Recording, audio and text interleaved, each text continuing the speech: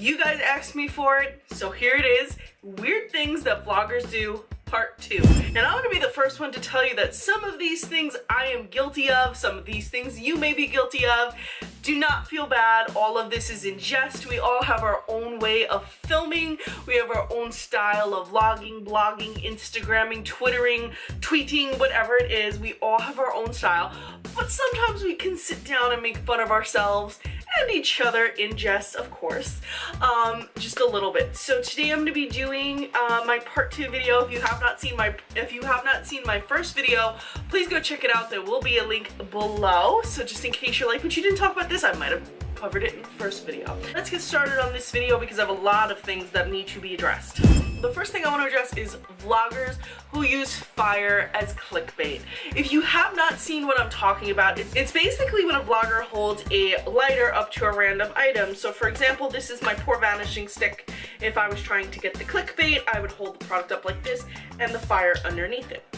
Now, sometimes when it comes to foundation sticks, lighting a fire under it can melt it slightly and make it blend a little bit better. So there is some science behind it. However, some girls be putting fire in spoons, making lipstick look like heroin, cooking in videos. Like 90% of the time, the fire has nothing to do with it.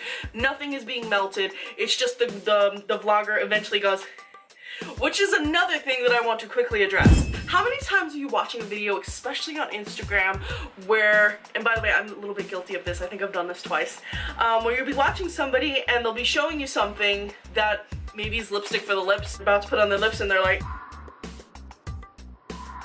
and you're like, all right, okay, I'm gonna sit down. All right, mom. And they use the lipstick somewhere else, they use it under the eyes or something. It's usually when they use a product in an uncommon way. The vloggers always like in this weird let me think about it mood where they're like that meme of Hillary Clinton looking around. Yeah, kind of looks like that. I've done it before. It's a little bit silly, but sometimes girls just use it in the most awkward way, and I think a lot of us are just really guilty of it. Another weird thing that beauty bloggers do, and maybe this applies more towards Instagram bloggers, is they don't actually review the product. Now, a lot of the times, like I myself will post product shots, and I might not get to actually reviewing them on my Instagram, but they all get reviewed here, and I try to redirect you guys to my YouTube if that's where I'm going to be reviewing and swatching. But there are a lot of girls out there getting PR packs and just lots of press packages of makeup, and they never review them. They take a picture of the box or they take a picture of the products and they do it like in an Insta story that disappears in a day anyway, and you never see or hear from the product again. Not that you can hear from a product. And I always wonder to myself, like, why do PR companies keep sending these products to these people that don't do anything with it? Show it to us once in an Insta story where they never even describe the colors, name the price, nothing, no information. It's not even like they follow up with swatches or a YouTube video. I'm talking like they don't even review it. They literally are just like, look at this box. Isn't this box nice? It has colors. It's a box. I like it. And then no information, nowhere to buy it, no price, like literally nothing. I have so many questions at the end of these Insta stories that it makes my head mad. And sometimes I'll even message these vloggers and I never hear back.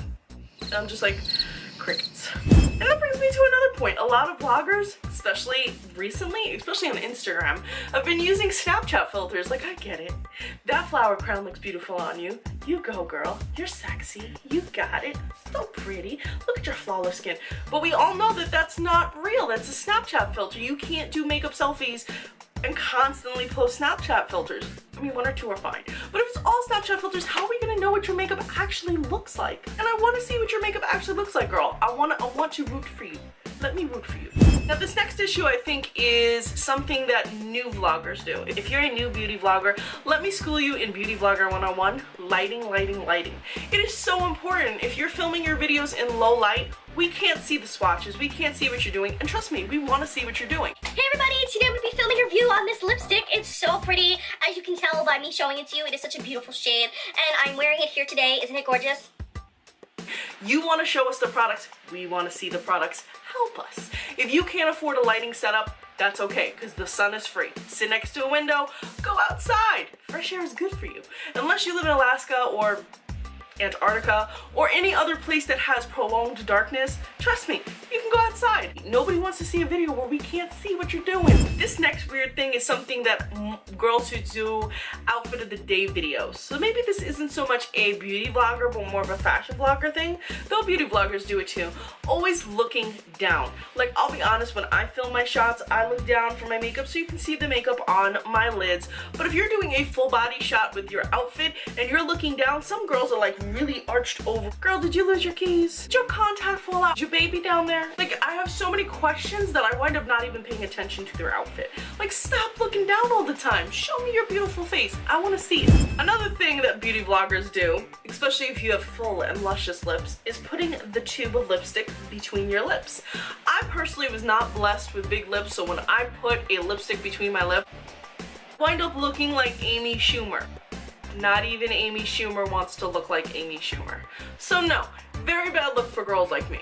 But for girls that have big full lips, it's amazing. But it's a weird thing that we do. Like, why do we put the lipstick tube in between our lips? Is it to show the lipstick color in the tube to our lips?